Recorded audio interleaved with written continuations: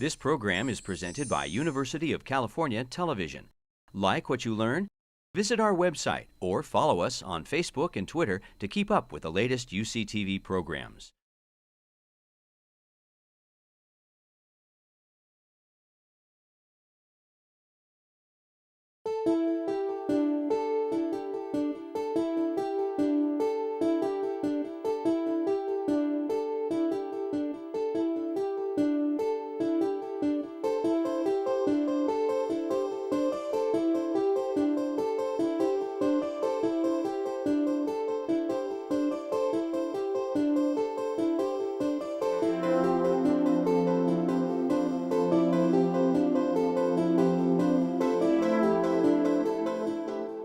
Good afternoon. I'm Jay Wallace, Professor of Philosophy and Chair of the Howison Lectures Committee at UC Berkeley. I'm very pleased on behalf of both the Howison Committee and the Graduate Council to welcome you to this year's Howison Lecture in Philosophy. Before I begin my introduction to today's Howison lecturer, I'd like to say a few words about the occasion that brings him here today. The Howison Lectures were established by friends of George Holmes Howison in honor of his many contributions to the University of California. Howison was born in 1834. Following college in Marietta, Ohio, shortly after the Civil War, he moved to St. Louis and became a member of that city's Philosophical Society, where he had an opportunity to meet with influential thinkers of the day, including Ralph Waldo Emerson and William James. In 1884, after a 6-year professorship at the Massachusetts Institute of Technology, Howison accepted an offer to join the University of California as founding member of the Department of Philosophy. This included an appointment as Mills Professor of Intellectual and Moral Philosophy and Civil Polity, which was the university's first endowed chair. With a strong, outgoing personality, Howison made philosophy a factor not only in the university, but in the surrounding community as well. He took great interest in his students and was influentially involved in their lives. He taught at the university until 1909 and died 6 years later at the age of 81. Howison left all his property to the university, creating several endowments that have supported many important academic endeavors on our campus. In 1919, friends and former students of Professor Howison established the Howison Lectures in Philosophy at the University of California in his honor. Those of you who have been at Berkeley for some time will know what a remarkable legacy and memorial this lecture series has become. The list of past Howison lectures that's printed in your program includes many of the most important and influential thinkers of the past century, and the large audience that these lectures routinely attract, even on a beautiful Northern California day, is a testimony to the continuing vitality at our university of the subject that Howison helped to introduce here. We are greatly indebted to Professor Howison, to those who established this lectureship in his honor, and to the many other friends whose generosity has done so much to make Berkeley a leading center for research and teaching in philosophy. And I will take this opportunity to add, as I do every year, that our capacity for gratitude has not yet been exhausted, in case some of you might wish to emulate Professor Howison and his friends and former students in supporting the study of philosophy on our campus. Our Howison lecturer for this year is Professor Bob Brandom, who has established a towering reputation as one of the most significant and wide-ranging philosophers of the present day.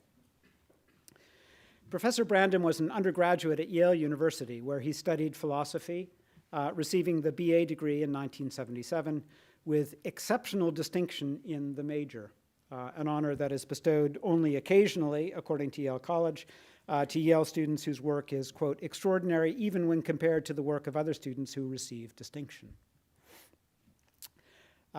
He continued his philosophical studies at Princeton University, where he held a Whiting Fellowship from 1974 to 1976 and a Porter Ogden Jacobus Fellowship in 1975 to 76. He received the PhD from Princeton in 1977 with a dissertation supervised by Richard Rorty on practice and object. Professor Brandom joined the Distinguished Philosophy Department at the University of Pittsburgh in 1976, and expressing a kind of institutional loyalty that is rare in this era of the academic free agent. He has remained a member of the Pittsburgh department ever since. His many contributions to the excellent department that has been his academic home include service as its chair from 1993 to 1997. He was Distinguished Service Professor of Philosophy at Pittsburgh from 1998 to 2007, and he now holds the title of Distinguished Professor of Philosophy. Professor Brandom is a searching and systematic thinker who has made prolific and extremely influential contributions to contemporary discussions on a wide range of important issues. The animating spirit of his work is to understand language and thought inferentially in terms of what Wilfrid Sellars called the game of giving and asking for reasons. To be sapient on this approach is essentially to be a participant in a certain kind of social practice, one whose participants keep score on each other's commitments and entitlements. This vision, which draws on sources as diverse as Frege, Hegel, and the pragmatist tradition in philosophy, finds impressive expression in Professor Brandom's first and most influential book, Making It Explicit, which was published by Harvard University Press in 1994, and which, despite its massive dimensions, was immediately recognized as one of the works of philosophy that you had to read if you were a serious student of the subject. The influence of this book was also truly international, as I can personally attest from my time as a professor and frequent visitor in Germany, where Professor Brandom is widely regarded as the most significant American philosopher of his generation, if not the most significant philosopher überhaupt, as they would say over there. Making It Explicit is a truly magisterial accomplishment, the product of many years of deep and systematic reflection. The author of a work such as this could have been forgiven for resting on his laurels. In the years since the appearance of his first major work, however, Professor Brandom has continued to philosophize at a remarkable pace, producing several new volumes in recent years, including Articulating Reasons from 2000, Between Saying and Doing from 2008, and Reason and Philosophy from 2009. The systematic contributions contained in these and other works by Professor Brandom are nourished by his intensive engagement with figures from the history of philosophy. And the fruits of this engagement can be sampled in two further volumes that he's recently published, Tales of the Mighty Dead from 2002, and Perspectives on Pragmatism from 2011. He's been at work for many years on a major study of themes from the philosophy of Hegel, which the philosophical world is looking forward to with eager anticipation. Professor Brandom's accomplishments have been extensively and rightly acknowledged in the larger world of the academy. He was elected a Fellow of the American Academy of Arts and Sciences in 2000, and he's held fellowships at the Stanford Center for Advanced Study in the Behavioral Sciences and at All Souls College in Oxford. He gave the prestigious John Locke Lectures in the University of Oxford in 2006, and the Woodbridge Lectures at Columbia University in 2007. He maintains a punishing travel schedule, and his work has been featured at multi-day conferences and workshops in many different countries around the world, including, this is just a small sample of them, Latvia, Spain, Taiwan, Argentina, Germany, and the Czech Republic. He was awarded a Distinguished Achievement Award award in the Humanities Award from the Andrew Mellon Foundation in 2004.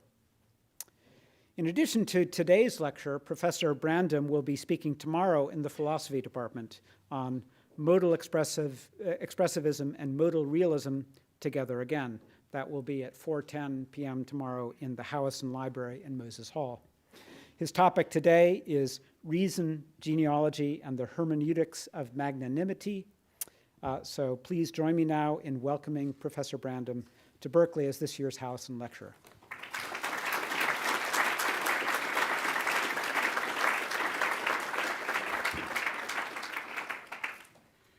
Well, thank you, Jay.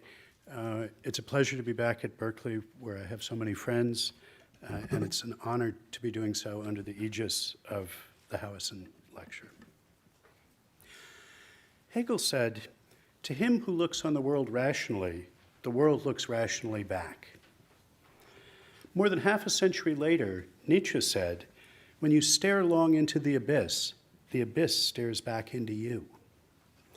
These paired Spiegel iron passages express, in gnomic aphorisms, sentiments that mark the endpoint of a critical arc of 19th century philosophical thought. Hegel's sunny homily epitomizes the optimism of his version of the Enlightenment rationalism that flourished in the previous century. Nietzsche's darker remark foreshadows the pessimism of a distinctive kind of nihilism rooted in reductive naturalism, which the events of the following century would make both familiar and fitting. Each of these successive 19th century currents of thought, one looking back to what had already been understood, and one pointing ahead to what had yet to be dealt with, comes with a rationalizing narrative of progress. The first of disenchantment by reason, the second of disillusionment with reason. It was always essential to the self-understanding of enlightenment that it see itself as the advent of something both genuinely new and essentially progressive. It defined itself by the contrast between the light of reason that it sought, developed, and celebrated, and the darkness from which enlightenment arose and by which it was still surrounded and would always be threatened.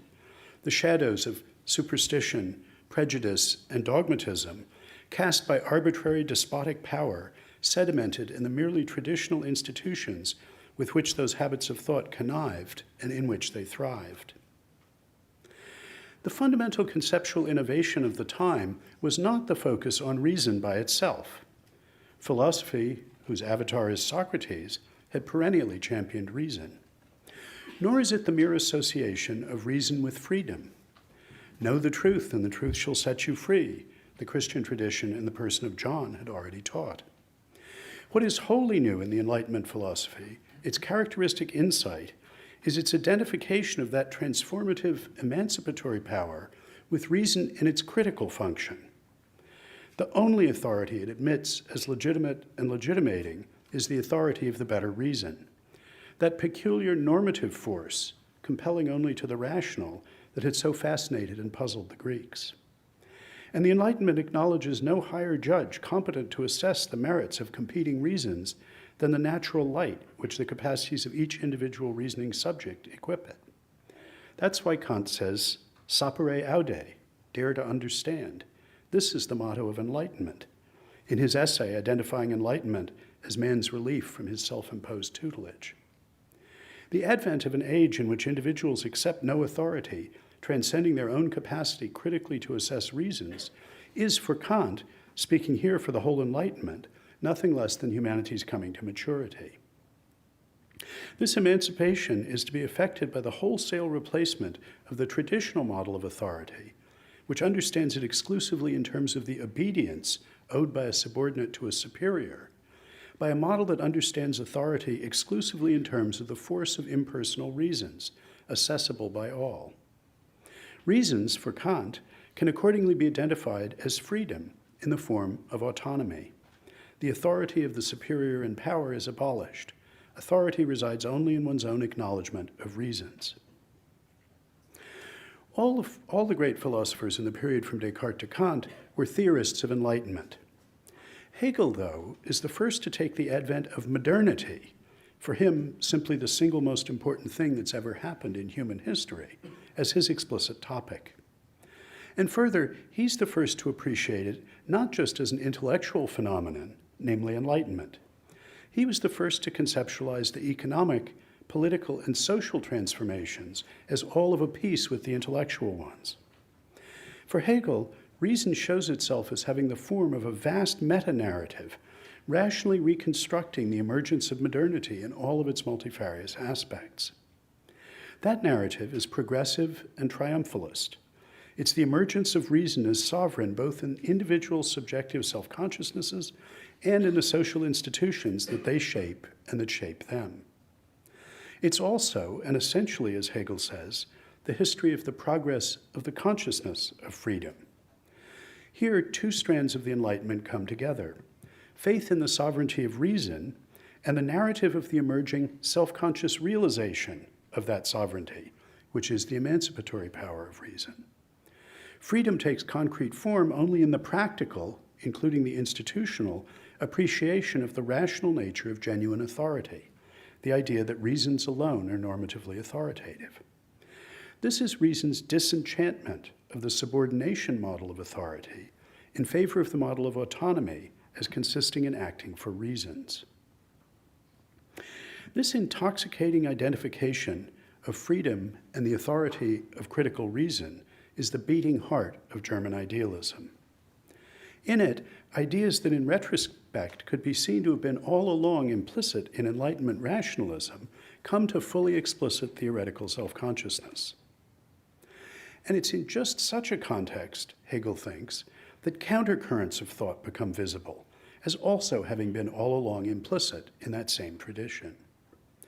In this case, a crucial trajectory of 19th century thought expresses the revenge of Enlightenment naturalism on Enlightenment rationalism. The form that revenge takes is genealogy. Genealogies directly challenge the very idea of the normative force of the better reason, which lies at the core of the Enlightenment rationalist successor to the traditional subordination model of authority. The principal practitioners of the genre I'm calling genealogy were the great unmaskers of the 19th century, above all Marx, Nietzsche, and Freud, and closer to our own time, we might add Foucault. What they unmasked were the pretensions of reason. Kant had rigorously enforced the distinction between reasons and causes, criticizing Locke for producing what he called a mere physiology of understanding, rather than a proper epistemology, by running together issues of justification and causation. We must separate, he insisted, the quid juris, the question of right, from the quid facti, the question of fact. The first is a matter of the evidence for our beliefs, the second of their matter-of-factual causal origins. When the great genealogists dug down in the areas of discourse they addressed, they found causes underlying the reasons. Their enterprise can be rendered in relatively moderate terms. What they diagnosed were systematic distortions in the structure of communication, as Habermas puts it. For Marx, the distorting causes were economic classes. For Nietzsche, they were expressions of the will to power. For Freud, they were such things as lingering echoes of the child's role in the family romance. On the moderate understanding of genealogy, those causal factors shape the reasoning of those subject to them, operating behind their backs, so that their own thoughts and actions cannot be transparent to them. This way of thinking about things at least leaves open the possibility of emancipatory critical discourses, which would make explicit those distorting causal factors, so breaking the hold they have on reasoners and moving them towards the ideal of rational self-transparency. But I'm going to be concerned here with a more radical challenge genealogy can be seen to make to the Enlightenment's idea of reason.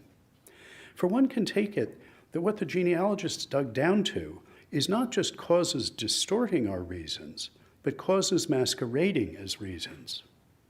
When what we fondly believe to be reasons are unmasked, all that remains is blind causal processes. These processes have taken on the guise of reasons, but in fact yield nothing more than rationalizations. Genealogy, in its most radical form, seeks to dispel the illusion of reason. Now, as I shall use the term, genealogical explanations concern the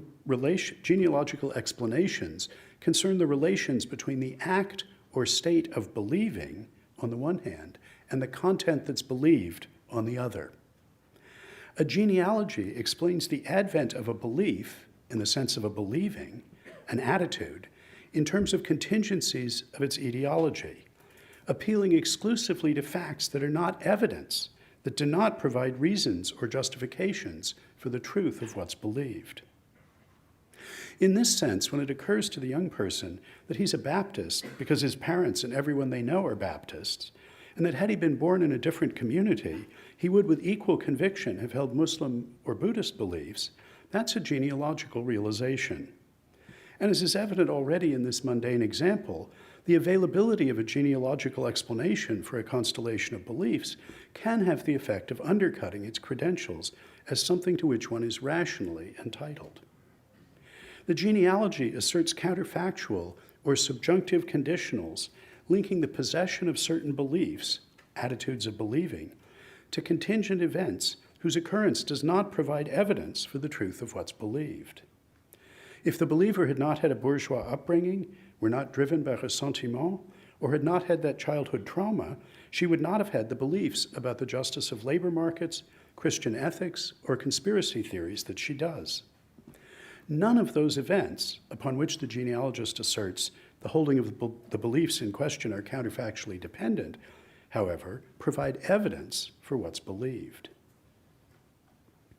For the particular vocabularies they address, all of Marx, Nietzsche, and Freud offer natural histories of the advent of beliefs, believings, couched in those vocabularies, ones to which the rational credentials of the beliefs, what's believed, are simply irrelevant.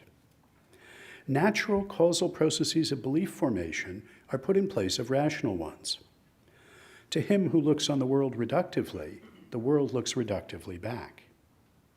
This movement of thought, too, comes with its native meta-narrative of progress in understanding. The earlier replacement of theological necessity with rational necessity as the fundamental explanatory category is disenchantment of the world by reason. The replacement of rational necessity with natural necessity is disillusionment with reason. From the genealogical point of view, the Enlightenment apotheosis of reason just substituted one ultimately supernatural delusion for another. The Enlightenment was right to be impressed by the rise of the new science, to see it as requiring a thoroughgoing transformation of our understanding of our relations to our world. But from the genealogical point of view, it was insufficiently radical. It naturalized and so disenchanted the world, but it didn't disenchant us. The Enlightenment conception of individual knowers and agents who brought about and were in turn transformed by the convulsions of modernity retain a spark of divinity in the form of the faculty of reason. The genealogical movement of thought teaches, by contrast, that the subjects and their relations to the objects they know about and act on, no less than those objects themselves, must be thoroughly naturalized. But then, what about the normative force of the better reason? Is it too just an illusion arising from the play of natural forces? Or can it somehow be understood in terms of them? Can we really understand the natural science that's the source of our genealogies, of our believings, itself entirely in naturalistic terms? Must we? In its most radical form, the genealogical thought is that if we can understand the etiology of our believings and our preferrings, intendings, and so on, in terms of causes that do not provide reasons for them, then talk of reasons is shown to be out of place, not only superfluous, but actively misleading. This meta-narrative of genealogy, as unmasking illusions of reason, depends on the disjunction, causes or reasons, being exclusive. It's forcing a choice on us. Genealogy, in other words, turns Kant's distinction between causes and reasons back on itself. It becomes a snake that poisons itself by biting its own tail. Now, Marx and Freud offer local genealogies. That is, they offer genealogical analyses only of a specific range of discursive practices, the use of only some vocabularies. The vocabulary of political economy, or the vocabulary one uses to explicate and make intelligible one's psychological motivations. Though Nietzsche's most detailed stories are also of this local kind, he points the way to the possibility of a more global genealogical lesson, that a suitably thoroughgoing reductive naturalism might undercut the rational credentials not just of some parochial region of our belief, but of the whole realm. The very idea of reason as efficacious in our lives would be called in question by globalizing the genealogical enterprise to extend it to all discourse. In this form, genealogy would be what Tennyson called the little rift within the lute that by and by shall make the music mute and ever widening slowly silence all. This global genealogical challenge would come to be expressed explicitly in various forms in the 20th century. But the neo-Kantian Windelband could already find it implicit in the aspirations of his 19th century historicist opponents. And it's this broader idea that I want to consider. Globalized genealogical arguments take a common form. They present causal etiologies of states and events of believings, thought of as episodes in the natural world, as rendering superfluous and irrelevant appeal to reasons that normatively entitle believers to the contents believed. The thought is that all the explanatory work can be done by causes, with no work left to be done by reasons. And as a second subsidiary task, one then explains the motives for which and the structures by which believers and theorists conceal from themselves and from others the underlying causal processes of belief acquisition under an obscuring veil of what then show up as mere rationalizations. All the great genealogists of the 19th century particularly relished offering such meta-genealogies. That's how they unmask our conception of ourselves as rational animals as nothing more than an illusion that puffs up and comforts animals with the sort of natural needs and interests that we have. Our need for that swaddling illusion reveals us to be in essence not, as we're pleased to think, autonomous rational animals, but merely needy, insecure, rationalizing animals. At this level of generality, the genealogical challenge to reason has the form of a naturalistic reductionism about the essentially normative force of the better reason. I think it's illuminating to compare this global challenge with a more focused version that Gilbert Harman addresses to specifically moral normativity. He argues that the best explanation, indeed a complete explanation, of why people have the moral normative attitudes they do, why they treat some acts as morally right and others as morally wrong, need appeal only to other normative attitudes of their own and others. It need not appeal to norms or values in the form of facts about what is actually morally right or wrong. He contrasts this situation with that concerning our attitude towards electrons, the best explanation of which, he takes it, must include reference to facts about electrons and our interactions with them. He concludes that we do not in the end have reason to believe in the existence of moral norms, reasons, or values, as we do for the existence of electrons. A global version of this argument, addressed to the norms of reason rather than of morality, would contend that a complete explanation for people taking or treating some claims as reasons for others need appeal only to their attitudes of taking or treating some claims as reason for others, not to any facts about what really is a reason for what. Propositional attitudes, paradigmatically beliefs, would be treated just as features of the natural history of creatures like us, and hence as explicable entirely in terms of other such features, in this case, further attitudes.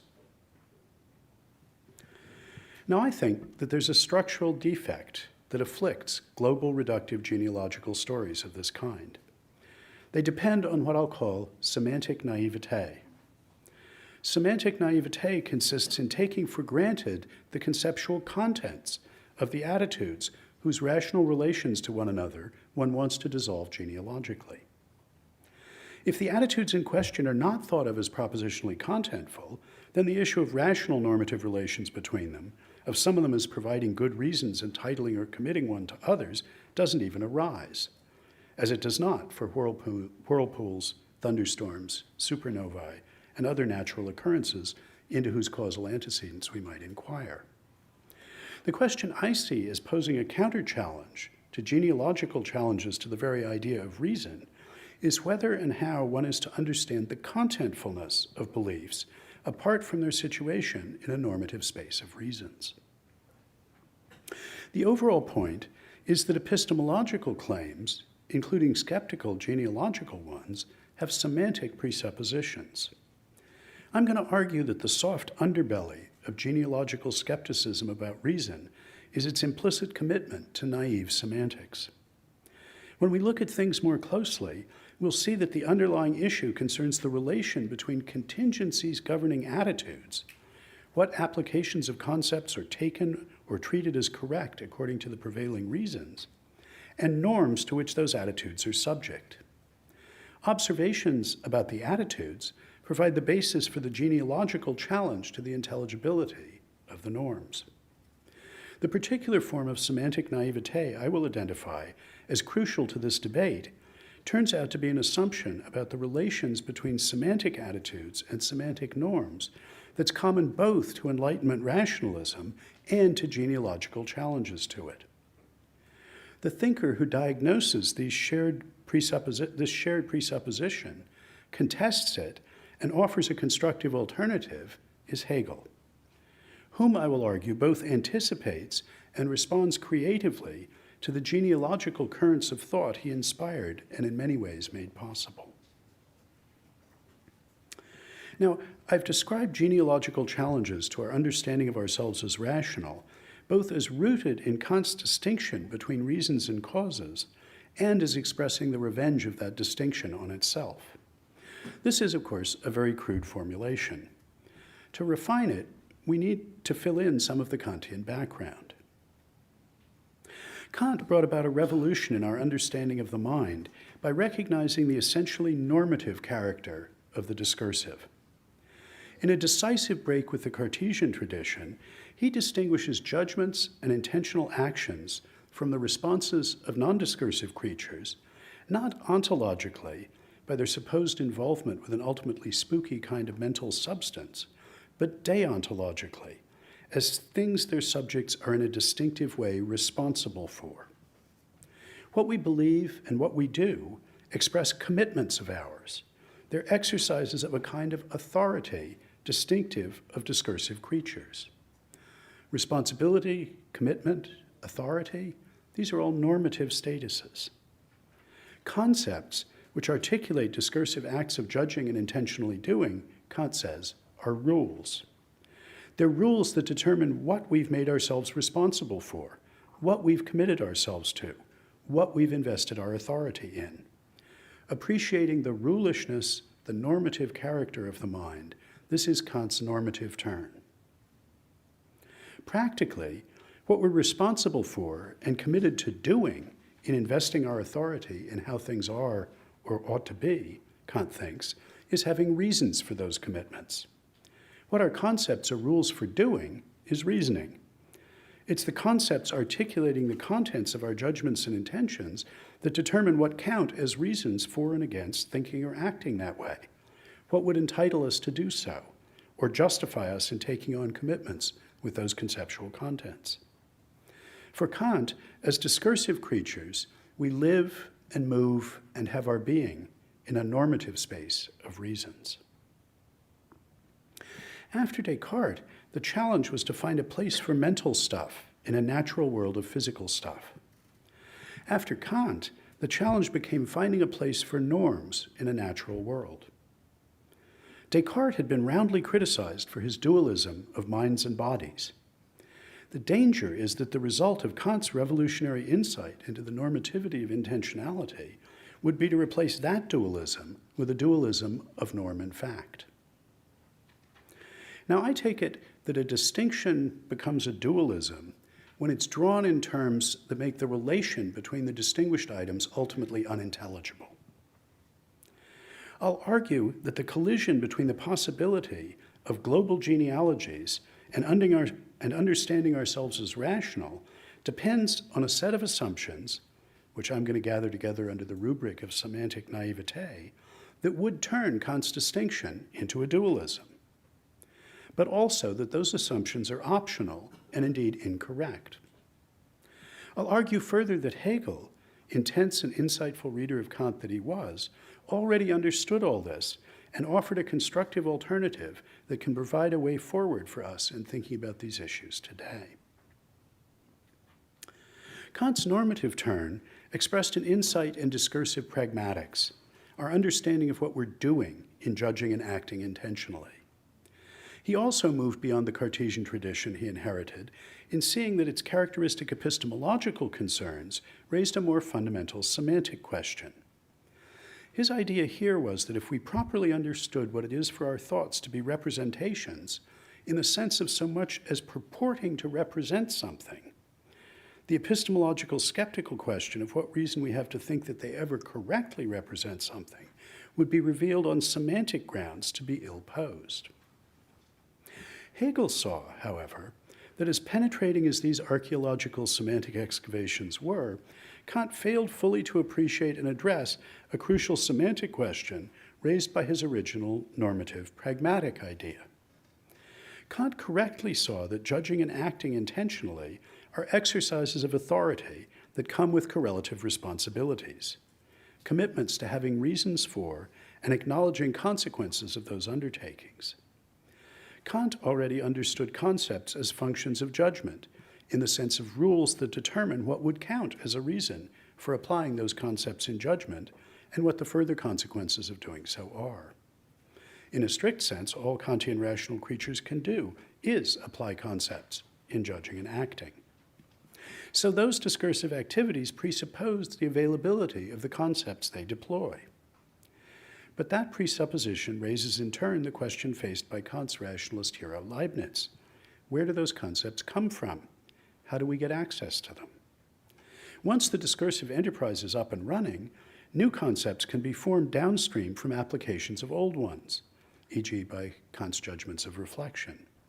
But what's the origin of the concepts that make empirical and practical discursive activity possible in the first place?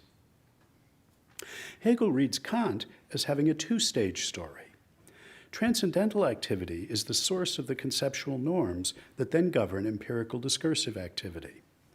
The empirical self accordingly always already finds itself with a stock of determinate concepts. The transcendental processes by which discursive norms are instituted are sharply distinguished from the empirical processes in which those discursive norms are then applied.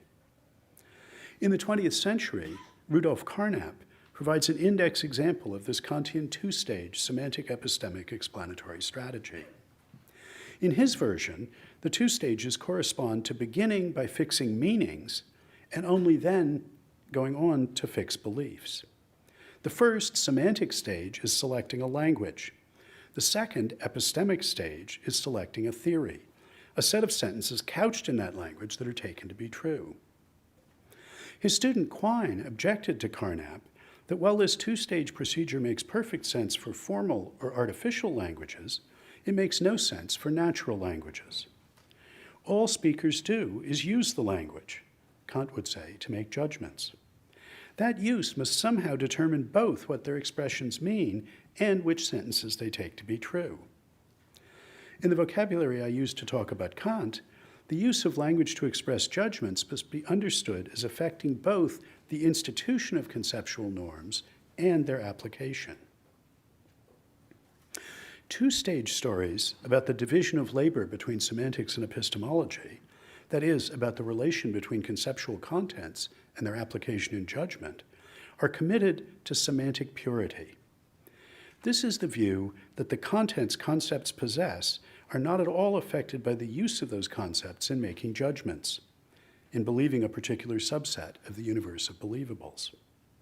That's the point of having a first semantogenic stage at which contents are determined, conceptual norms are instituted, before the second stage, comprising the application of concepts in taking things to be thus and so, to be as represented by some already contentful representings and not others.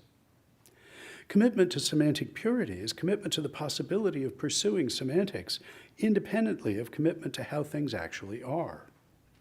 The thought is that epistemic commitments are not to contaminate semantic ones. Semantic commitments are necessary conditions only for the expression of epistemic ones. On this picture, two independent elements combine to make epistemic commitments true claims. Semantic commitments, picking a language, settling on contentful concepts, and how the world is. And the second element is simply irrelevant to the first. Now, semantic purity is not an unintelligible idea. It makes sense in the context of stipulating associations of semantic interpretants with linguistic expressions for artificial languages by a theorist working in a semantically more powerful meta-language.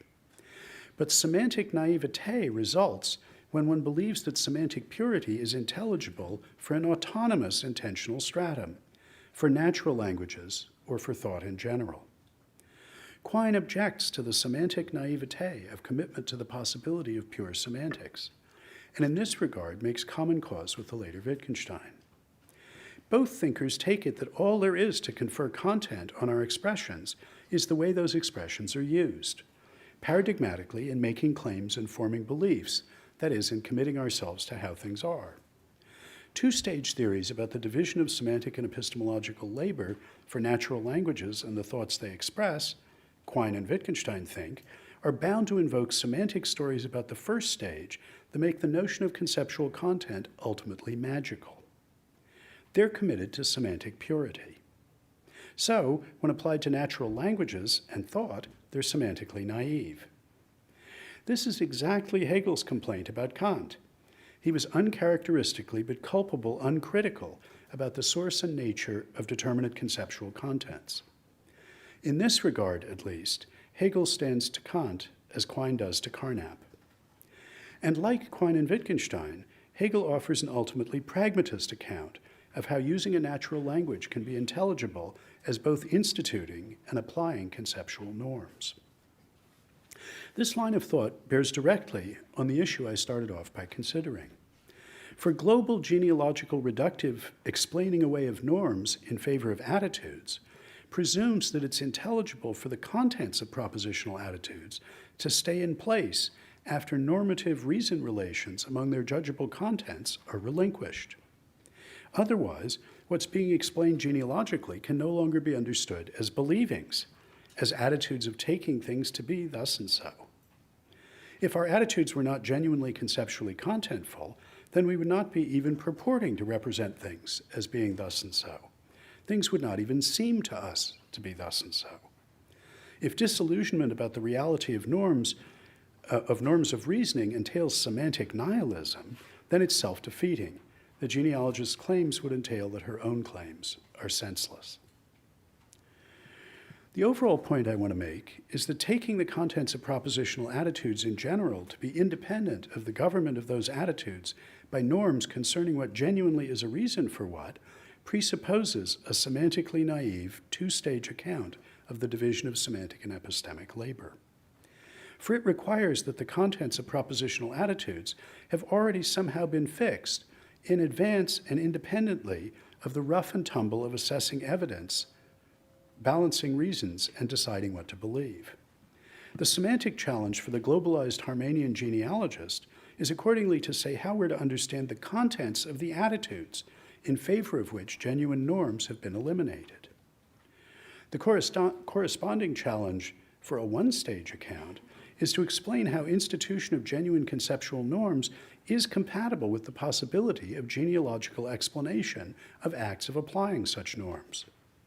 Hegel understands this challenge and offers an intricate and sophisticated story about the relations between the institution and application of conceptual norms, including the relations between discursive normative statuses and discursive normative attitudes, that's aimed precisely at meeting that challenge.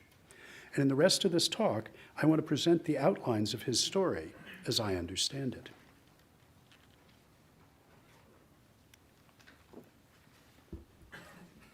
One way into Hegel's constructive alternative to the semantic naivete of two-stage theories of the division of semantic and epistemic labor is through his conception of the determinateness of conceptual norms. What semantic purity claims conceptual contents are pure of is contamination by the epistemic, that is, by knowledge claims, by judgments as to how things actually are. The semantics of concepts, Hegel's universals, is supposed not to depend at all upon epistemic commitments, that is, on judgments, on the application of those universals to particulars in judgment. Hegel's slogan for the conceptual sea change he sees as necessary for appreciating the interdependence of semantic and epistemic commitments is that we must move from understanding the conceptual in terms of the static categories of Verstand to understanding it in terms of the dynamic categories of Vernunft, adapting Kant's terminology to his own use. Kantian concepts are determinate in the Verstand sense, in that the rational relations of consequence and incompatibility between concepts which identify and individuate them are taken to be fully settled in advance of any application of those universals to particulars in judgment. Kant envisaged an asymmetric structure of capacities in which a faculty of spontaneity is the source of universals, which are applied to particulars supplied by a faculty of receptivity. In developing his successor Vernunft conception, Hegel takes over from Kant his insight into the normative character of concept use and radicalizes it by construing the relations between universals and particulars itself in normative terms of authority and responsibility. Hegel says independence and dependence. Hegel takes his cue from the fact that, transposed into the normative key, the relations of authority and responsibility between universals and particulars are reciprocal and symmetric. Kant's system masks that underlying symmetry by an artificial asymmetric division of semantic and epistemic labor. Spontaneous exercises of the semantic authority of the understanding, Verstand, over universals are for Kant independent of and prior to exercises of the epistemic authority of particulars, which determine the correctness of application of universals to those particulars in judgment. This overarching asymmetric structure is a manifestation of Kant's understanding of freedom and reason in terms of autonomy, what Hegel calls pure independence. According to Hegel's symmetric normative construal of the relations of authority and responsibility between universals and particulars, the application of one concept or universal obliges one to apply others to that particular, according to rational relations of consequence that articulate the content of the concept or universal, and it precludes one from being entitled to apply others to that particular, according to relations of rational incompatibility that also partially articulate the content of that concept or universal. This is the authority of universals over particulars, the responsibility of particulars to universals. There's a corresponding relation of authority of particulars over universals, for it can happen that one applies a concept, a universal to a particular, and the particular does not cooperate in also exhibiting the universals that are its consequences, or in also exhibiting universals that are incompatible with the original one. This Hegel construes as the particular exercising authority over the universal, telling it, as it were, that it cannot have the consequence and incompatibility relations that it originally came with. That is, that a different universal is required. For Hegel, none of these reciprocal relations of authority and responsibility between universals and particulars should be understood as purely semantic, nor as purely epistemic. The clean division of semantic and epistemic labor is an artifact of semantically naive two-stage accounts. Our judgments shape our concepts no less than our concepts shape our judgments. Hegel understands determinateness, his Bestimmtheit, in terms of what he calls individuality, Einzelheit.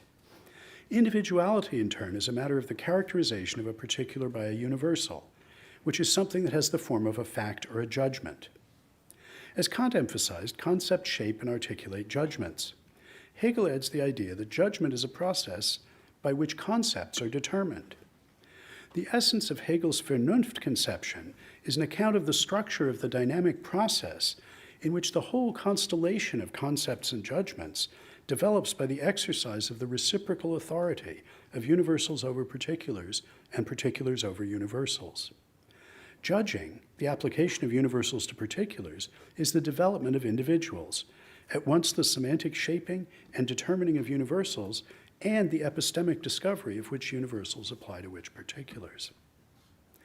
Kant's pure independence model of semantic authority, as untrammeled by corresponding responsibility, leaves it unclear what room there remains for epistemic constraint. Why cannot the boundaries, the implications and incompatibilities of the universal that's been applied simply be redrawn to accommodate any looming recalcitrance? More deeply, what even counts as changing the content of a concept or universal for Kant? What holds fixed in advance the commitments one undertakes by applying it, if its content is wholly up to the spontaneous activity of the subject? The Kantian division of semantic and epistemic labor seems unable to exclude the possibility that, as Wittgenstein puts it, whatever seems right to me is right, in which case the issue of right doesn't get a grip. There's just nothing in the Kantian picture to confer determinate contents on concepts, nor to hold them in place as determinate. What's needed, Hegel thinks, is to replace Kant's individualist model, driven by his understanding of freedom as autonomy, with a social one. What Kant tried to accomplish within the boundaries of a single knowing subject by the division of semantic and epistemic labor should be done rather by a genuinely social division of labor. Concepts for Hegel are not to be found between the ears of individual knowers, but in the public language that they speak. Language, he said, is the Dasein of Geist. This transposition of the issue into a social linguistic key makes it clear how in judging, whose paradigm now becomes asserting, I can bind myself by norms provided by the concepts I apply to particulars. It is, for instance, wholly up to me whether I assert that the coin is made of copper, rather than, say, manganese. But it's then not up to me what else I've committed myself to by claiming that, and what would entitle me to that commitment. The metallurgical experts in my community, that my community charges with the care and feeding of the concept of copper, will hold me responsible for having committed myself to the coin's melting at 1,084 degrees C, and having precluded myself from claiming that it's an electrical insulator. Whether I know about these implications is neither here nor there. They're features of the move I've made in the language game. And it's my participation in that game that permits me also to think, quietly to myself, that the coin is copper, a thought that inherits its shared content from claimables whose sense the community fixes. On this model, the authority of the individual speaker is balanced by a reciprocal responsibility. And the content I've freely committed myself to and made myself responsible for is held in place as determinate by my fellow speakers, whom I've authorized to hold me responsible for it. What I'm responsible for is what I've said, not what I might later claim to have meant.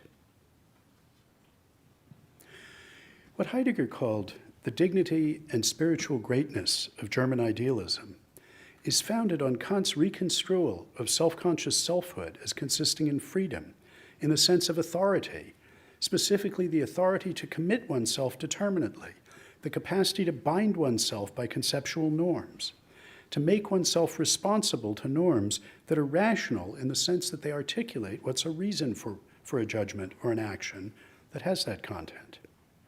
Hegel sees that self-consciousness in this normative sense is an essentially social achievement. The authority to make oneself responsible makes sense only in a context in which one can be held responsible. And that requires two loci of authority and responsibility. Normative statuses, such as authority and responsibility, and the selves that are the subjects of such statuses, Hegel teaches, are instituted by reciprocal recognition. That is, by individuals practically taking or treating one another as authoritative and so responsible, as having the authority to make themselves responsible. Those I recognize in this normative sense of authorizing them to hold me responsible form a recognitive community. In Telling Language, Hegel says that self-conscious individual selves, normative subjects, are instituted only when particular biological organisms come to stand in recognitive relations to one another, a matter of their practical normative attitudes, and so come to be characterized by the universal that is the recognitive community. That's his model for how universals, particulars, and individuals are related. Now, besides developing Kant's normative insights along the social dimension, Hegel develops it along a historical dimension. What binds them together is Hegel's idea that determinateness on the side of the content of conceptual norms, the topic of semantics, is intelligible in principle only in the context of a thoroughgoing reciprocity of authority and responsibility on the side of the practical force or significance of those norms, the topic of pragmatics in a broad sense. His metaconcept Vernunft is a view about the process of determining conceptual contents and about the kind of determinateness that results.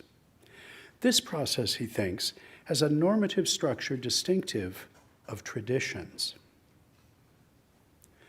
Understanding genealogical analyses as undercutting the claims of reason, as undercutting the rational bindingness of conceptual norms, depends on assessing the rationality of discursive practice solely on the basis of the extent to which applications of concepts, whose contents are construed as already fully determinate, are responsive exclusively to evidential concerns. Responsiveness of concept applications to any factors that are contingent relative to the conceptual norms already in force, which is the phenomenon the genealogical diagnoses highlight, is accordingly identified as an eruption of irrationality. But the idea that assessments of rationality are appropriately addressed only to the application of already fully determinate concepts is the product of a blinkered semantic naivete. It ignores the fact that the very same discursive practice that is from one point of view the application of conceptual norms is from another point of view the institution of those norms and the determination of their contents. Only when discursive practice is viewed whole does its rationality emerge. If the semantogenic process by which conceptual contents are determined and developed is ignored, the distinctive way in which reason informs and infuses discursive practice must remain invisible. For Hegel, the principal task of reason, in his preferred sense of Vernunft rather than Verstand, is, as he says, to give contingency the form of necessity. Following Kant, by necessary he means having the form of a rule. That is, for him, reason's job is to put the sort of material contingencies the genealogist points to into a normative shape. From Hegel's point of view, far from undercutting reason, the possibility of genealogical explanations just underlines the need for this particular function of reason and the crucial job that it does. So, how can we understand the process whereby concepts acquire and develop their determinate content as putting contingencies of their application into a normative shape? Hegel's idea is that a distinctive kind of retrospective rational reconstruction of prior applications of a concept is necessary and sufficient to exhibit those applications as conferring a determinate content on the concept. One brings order to the motley welter that is the discursive practice one inherits by discriminating within it a privileged trajectory that's expressively progressive in the sense of making gradually explicit norms that then show up retrospectively as having been all along implicit. Doing that, he says, is turning a past into a history. The best model I know of the kind of rational activity that determines conceptual contents by making or finding the right kind of history for them is the jurisprudential one, institutionalized and codified in case law. Its purest paradigmatic form takes place in what in the Anglo-American legal world is called common law. For in that realm, by contrast to statute law, judges are not guided in their decisions as to whether to apply or withhold the application of a concept, say the concept of strict liability, by explicit statutes propounded and given the force of law by legislatures, statutes that say explicitly what is and is not licit according to the norm they institute. In case law, in lieu of norms explicit as such principles, judges at common law must decide cases with novel facts on the basis only of norms that they discern as implicit in the tradition of already decided cases. The governing authority to which common law judges are responsible is provided by precedent. The judge's job is not only to decide the present case, but also to provide a rationale for the decision by providing a distinctive kind of narrative justifying it as correct. Such a narrative selects some prior decisions as precedential, in the sense of being not only relevant and correct, but as having revealed some hitherto hidden aspect or contour of the norm that's developing in the tradition defined by those precedents. The legal concepts and principles explicating them that are given expression as rationales for deciding novel cases are often characterized as judge-made law. And this description is apt because there's nothing more to give content to this kind of law and its concepts than the decisions that judges have rendered and the retrospective rational reconstructions of traditions defined by precedents that the judges offer to justify those decisions. Rationalizing processes of this sort are both responsible to the contents of the conceptual norms they apply, and they exercise authority over the development of those conceptual contents. They are processes of determining conceptual contents, both in the sense of finding out what those contents are, manifested in the essentially retrospective rationales judges supply for their decisions, and in the sense of making those contents what they are, manifested in the essentially prospective shifting and sharpening of the norms that each new application and interpretation provides. These hermeneutic practices give contingency the normative form of necessity, and by incorporating those contingencies, infuse determinate content into the developing norms. It's of the essence of the kind of rationality distinctive of this sort of concept-determining process to be articulated by these complementary perspectives: retrospective, determining as finding, and prospective, determining as making. Responsibility to the tradition one inherits and authority over the tradition one bequeaths. Looking backward along the privileged trajectory of precedents selected by the narrative rationalizing any particular decision, one sees only unbroken expressive progress, the gradual emergence into the explicit light of day of a governing norm that appears as having been all along implicit in earlier decisions. But looking forward at how legal concepts and principles evolve by being applied in concrete cases, the discontinuities between those narratives show up as sequential judges revise their predecessors' judgments as to which earlier applications should be treated as precedential and how. T.S. Eliot describes this aspect of Hegelian Vernunft as at work in a different corner of the culture. He says, what happens when a new work of art is created is something that happens simultaneously to all the works of art that preceded it. The existing monuments form an ideal order among themselves, which is modified by the introduction of the new, the really new, work of art among them. The existing order is complete before the new work arrives. For order to persist after the supervention of novelty, the whole existing order must be, if ever so slightly, altered, and so the relations, proportions, and values of each work of art toward the whole are adjusted. And this is conformity between the old and the new. Now, considering genealogical counterfactuals about what the norms would have been had various non-evidential factors differed reveals a judicial process shot through with contingencies. As for instance, when the order in which two cases happen to be adjudicated evidently affects the content of the law that results.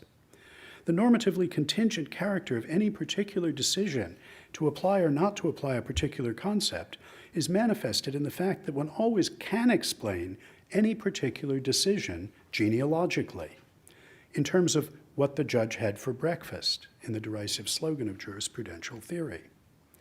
That is to explain it in terms that do not appeal to the content of the norm whose applicability is in question.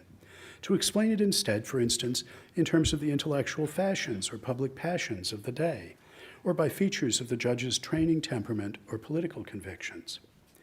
But to conclude that the possibility of such an explanation means that no norm is therefore instituted, that the norms discerned as implicit in the tradition inherited cannot rationally justify one decision rather than another in a novel case, is to insist stubbornly and one-sidedly on occupying only one of the perspectives that are in fact two sides of one coin, as Hegel insists and as jurisprudential practice demonstrates.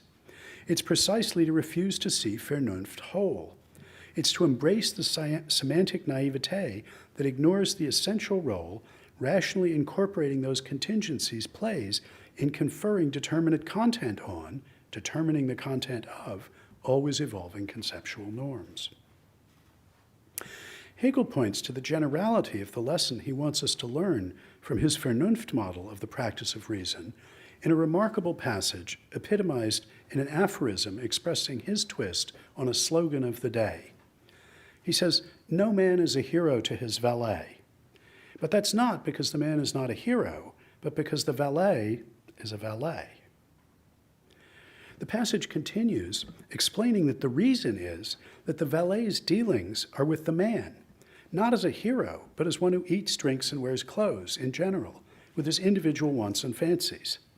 Thus, for the judging consciousness, there is no action in which it could not oppose to the universal aspect of the action the personal aspect of the individuality, and so play the part of the moral valet toward the agent. What Hegel calls the universal aspect of the action is its normative dimension.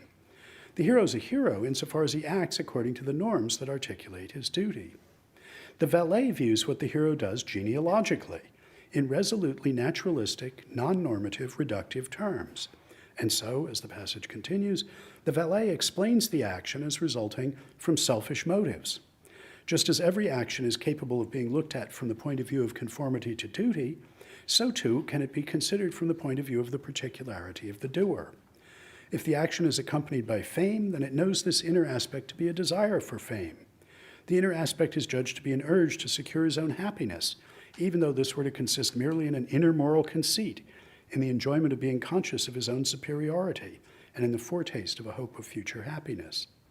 No action can escape such judgment. For duty's sake, this pure purpose is an unreality. It becomes a reality in the deed of an individuality, and the action is thereby charged with the aspect of particularity. That's the end of the quote. Here, Hegel, writing in 1806, before the advent of the great unmaskers of the dawning 19th century, acknowledges that every application of a norm is in principle liable to a naturalistic genealogical explanation. It can be seen, indeed can be correctly seen, as far as that vision reaches, from the point of view of its particularity, its normative contingency. But that Valet's-eye genealogical view is one-sided. It fails to see the whole of the doing. For the valet fails to see that a norm can also be active, that the particular contingent motives he sees, what the hero had for breakfast, can be given the form of normative necessity, can be incorporated in a narrative that exhibits them as in conformity to duty, as correctly performed according to the governing norms. Hegel calls the genealogical valet's attitude Niederträchtigkeit, literally something like a striving for the low, an impulse to debase. His term for the practical attitude of giving contingency the normative form of necessity is Edelmütigkeit, magnanimity. It's a form of norm-instituting recognition. Its retrospective recognitive aspect he calls forgiveness. Its prospective recognitive aspect he calls confession. What one forgives is the normative contingencies that infect prior applications of concepts. One forgives them not wholesale by a grand gesture, but by the hard retail work of constructing an expressively progressive historical narrative, in which they play precedential roles as making explicit aspects of the developing conceptual content that are now revealed as hitherto having been all along implicit. The slogan of this generous hermeneutic recognitive attitude is Tennyson's, when he says, "Yet I doubt not through the ages one increasing purpose runs, and the thoughts of men are widened with the process of the suns." This is what Hegel does in his own writings, first and foremost in the Phenomenology, but no less in the histories he constructs for philosophy, art, and religion in his lectures. Concrete, magnanimous hermeneutic forgiveness is finding such a purpose, that is, a norm, to which the concept application being forgiven can be seen to contribute, so widening the thoughts of man.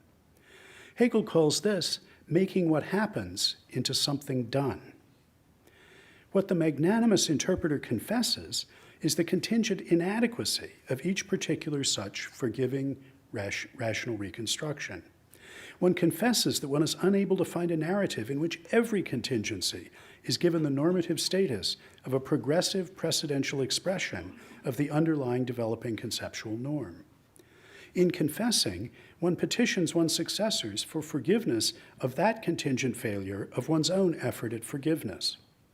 The edelmütig, rationalizing process in which conceptual norms are instituted by diachronic magnanimous reciprocal recognition is a structure of trust. Trust that one's trespasses will be forgiven as one forgives those who have trespassed before one. So Hegel foresaw the genealogical challenge to rational normativity that would arise from a reductive naturalism and would result in a small-minded, niederträchtig valet's hermeneutics of suspicion. The hermeneutics of magnanimity and trust he recommends instead is not based on fine feeling or pious sentiment. Instead, he argues that the only construal in which reason and meaning are threatened by the possibility of genealogy is a narrow, one-sided conception that's mistaken because semantically naive. In its place, he puts a more capacious conception of Vernunft as comprising not only the norm-governed application of concepts, but the process and practice by which their content is determined. At its core is the magnanimous hermeneutics that shapes genealogical contingency into a normative rational form. My aim here has been to sketch, in the broadest of outlines, the insights that underlie Hegel's inspiring vision of the relations between the normative and the natural. Thank you.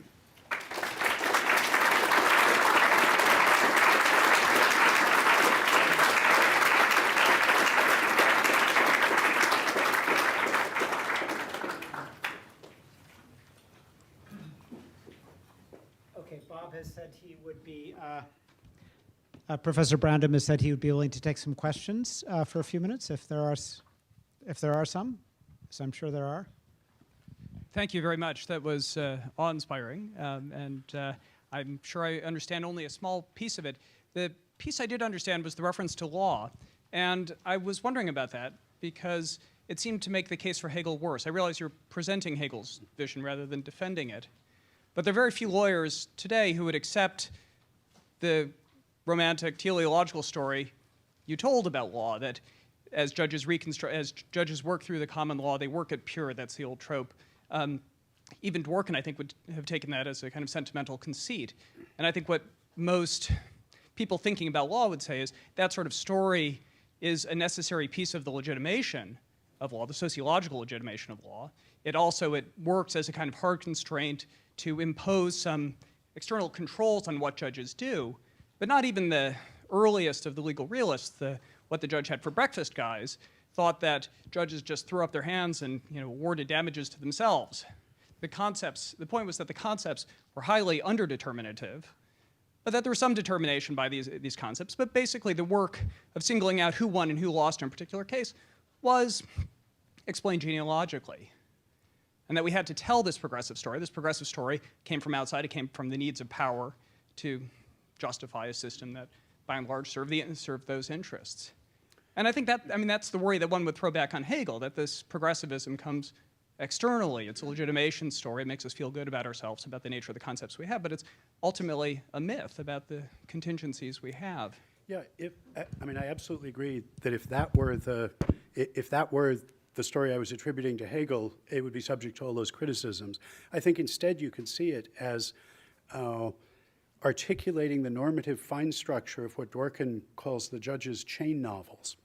And what distinguishes the Hegelian story, which I was really just able to wave my hands at here, but which in other places I have written about more extensively, is that it's not that he thinks that there are secreted in the tradition some norm which is gradually getting all the pieces of that, except the pieces that are of that statue, are being chipped away by each decision, and the already present statue is being found.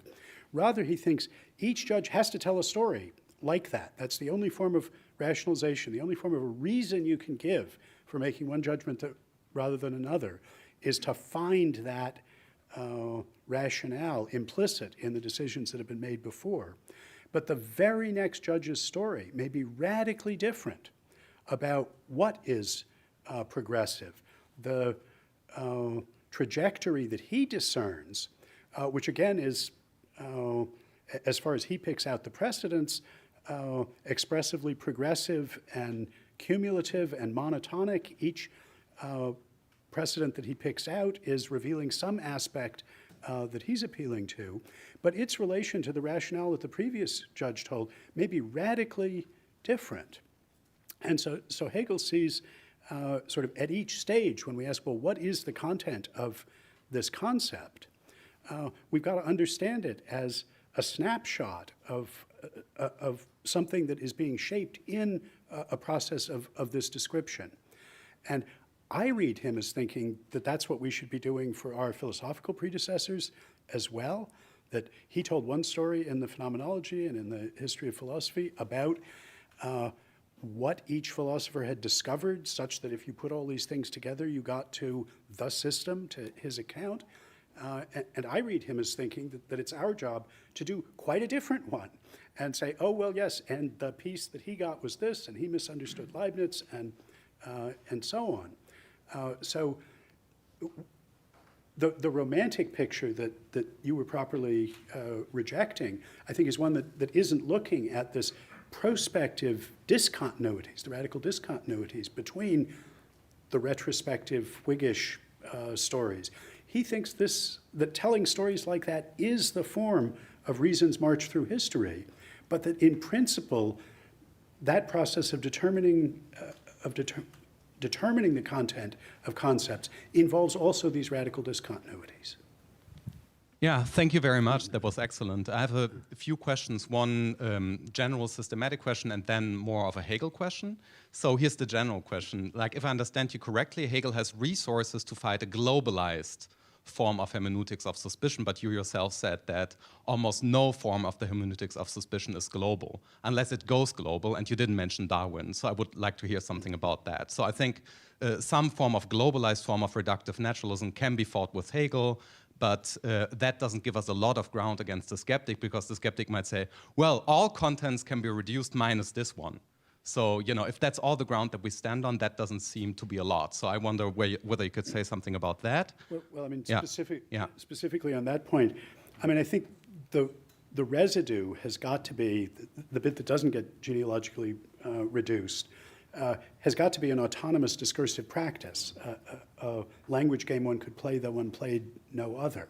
So that's not just leaving, you know, one or two concepts out of the genealogical target area. That's got to leave, you know, enough for us to understand ourselves as rational beings within.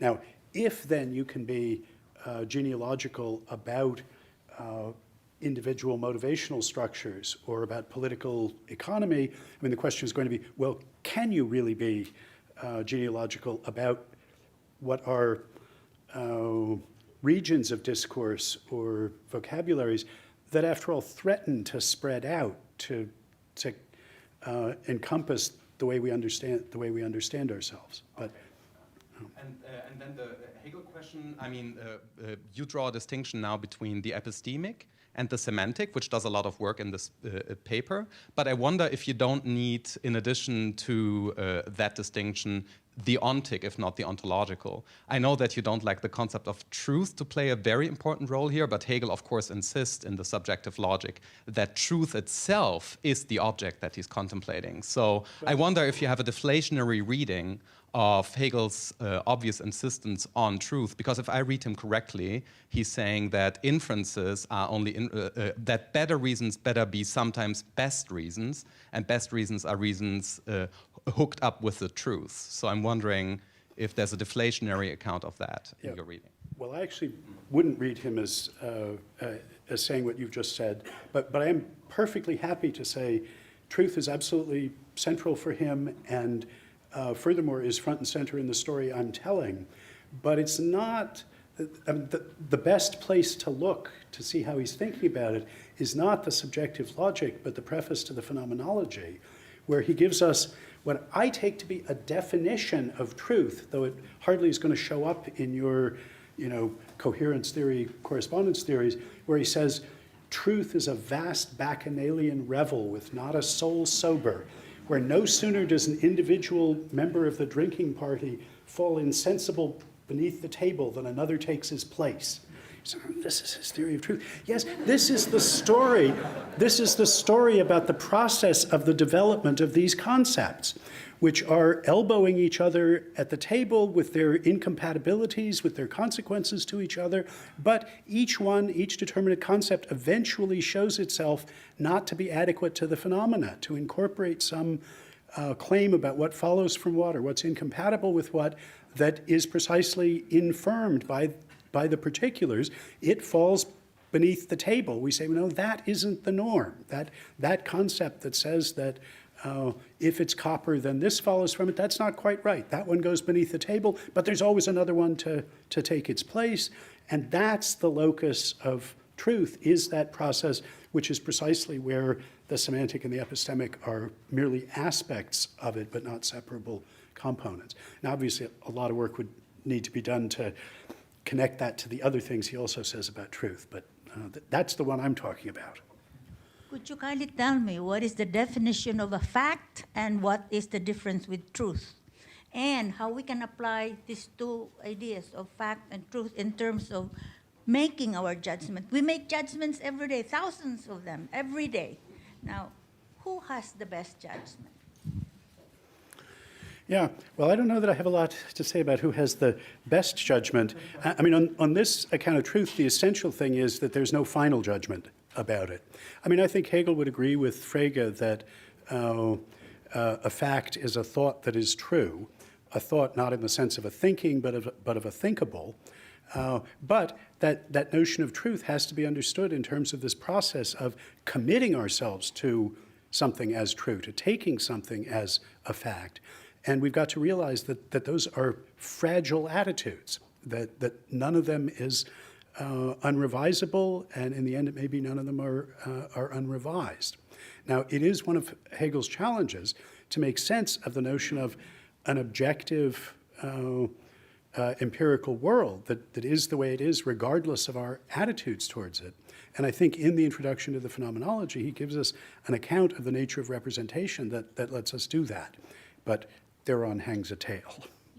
Thank you for your talk. I have a question about this globalizing genealogy project that you mentioned, because thinking about the universal in particular, I must say my field is modern Chinese history, and when we think about the universal in particular, it's always a sort of process of how China went from, say, being its own universal to, say, the Middle Kingdom to but one nation among many.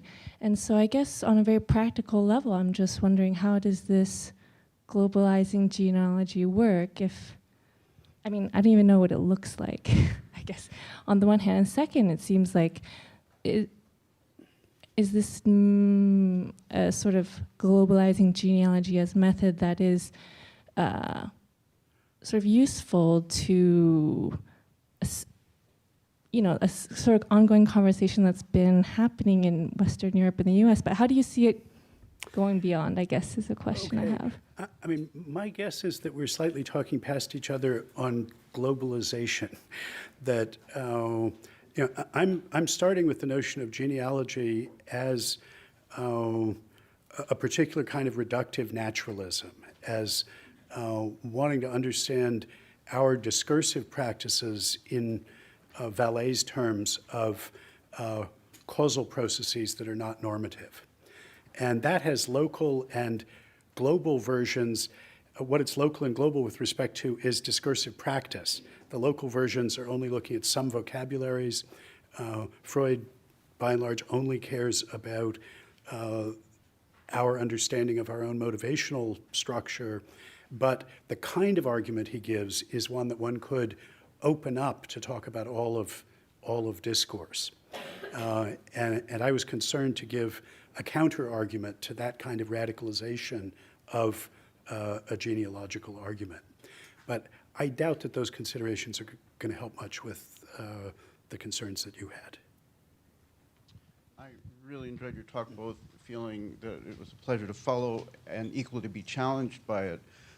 You're bringing up case law as a paradigm of this normative process made me think of my own experience as a musician, and it seems like there's a lot of richness in using that as a way of understanding the tradition, particularly I think in the Western tradition, where you have both a written artifact from the past and this tradition of interpretation and this living quality of it. But it's very stimulating and enjoyable. Thank you. Oh, good.